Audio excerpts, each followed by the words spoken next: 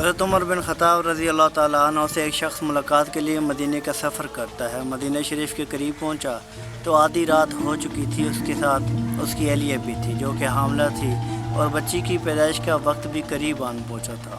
اس نے مدینہ سے کچھ ہی دور خیمہ نصب کیا اور سوچا کہ روشنی کا انتظار کرتے ہیں، صبح آپ امیر المومنین حضرت عمر سے ملاقات کروں گا۔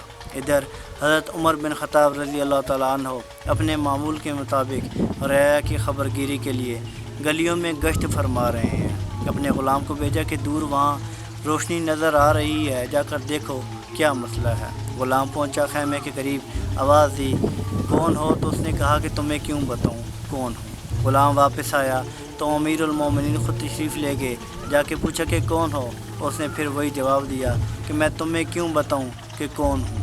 تو حضرت عمر نے کہا کہ اندر سے چیخنے رونے کی آواز آ رہی ہے، مجھے بتاؤ کہ میں تمہاری کچھ مدد کر سکوں۔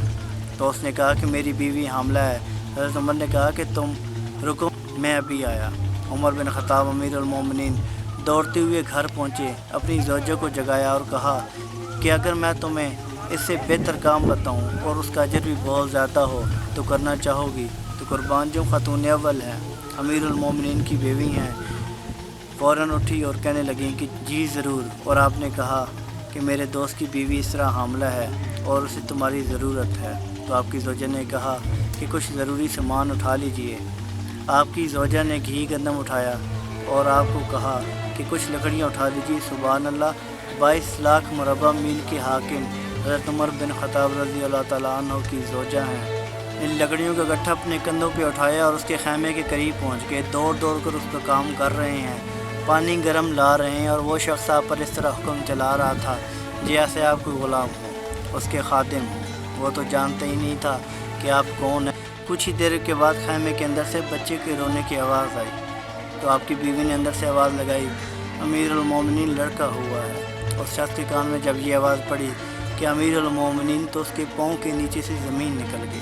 آگے بڑھ کر کہنے لگا کہ امیر المومنین حضرت عمر بن خطاب، عمر فاروق؟ تو آپ نے کہا ہاں، امیر المومنین عمر بن خطاب، اور وہ جو اندر خاتون ہیں وہ میری زوجہ ہیں۔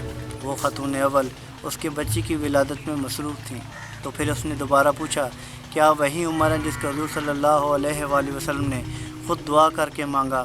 حضور نے یہ دعا فرمائی خود جب اسلام کو ضرورت تھی۔ آپ نے کہا تھا کہ اللہ اس وقت 2 عمر ہیں، ایک عمر بن ہشام، ایک عمر بن خطاب۔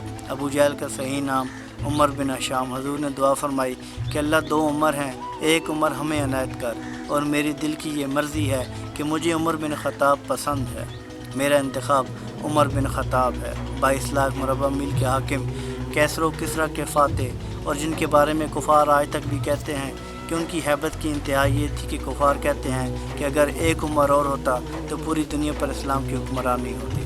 وہ عمر اس مسافر کے کام دوڑ دوڑ کر رہے ہیں۔ تو پھر اس بدو نے آپ کے ہاتھ چومے۔ حضرت عمر نے اسے گلے لگایا اور کہا کہ تم نہیں جانتے کہ تم کس شہر میں آئے ہو، یہ مدینہ ہے، میرے آقا و مولا مصطفیٰ صلی اللہ علیہ وآلہ وسلم کا شہر ہے، یہاں امیروں کا نہیں غریبوں کا استقبال کیا جاتا ہے۔ حضرت عمر بن خطاب امیر المومنین نے اس بدو کو گلے لگا لیا۔ یہ تھے ہمارے اسلاف، لیکن صد افسوس حضرت اقبال کہتے ہیں کہ کھو دی اپنے اسلاف سے جو ہم نے میراث پائی تھی، ثریا سے زمین پر آسمان نے ہم کو دے مارا، اور وہ علم کے موتی، وہ کتابیں اپنے آبا کی، جو دیکھوں ان کو یورپ میں تو دل ہوتا ہے ایسی پارا۔ ہمارے اسلاف، ہمارے اخلاق بہت بلند تھے، لیکن صد افسوس اغیار نے، مغرب نے وہ اپنا لیے، لیکن ہم نے چھوڑ دیا۔ اور بیان میں نقطۂ توحید تو آ سکتا ہے، تیرے دماغ میں بت خانہ ہو تو کیا کہیے۔ حضرت اقبال کہتے ہیں کہ میں تجھے نقطہ توحید تو سمجھا سکتا ہوں، تیرے دماغ میں بت خانہ ہو تو کیا کہیے۔ اور جہاں میں بندہ حر کے مشاہدات ہیں کیا کیا، تیری نگاہ غلامانہ ہو تو کیا کہیے۔ اللہ کریم ہمیں ایسے حکمران عطا کرے۔ اپنا بہت سا خیال رکھیے گا، دعاؤں میں ضرور یاد رکھیے گا۔ السلام علیکم۔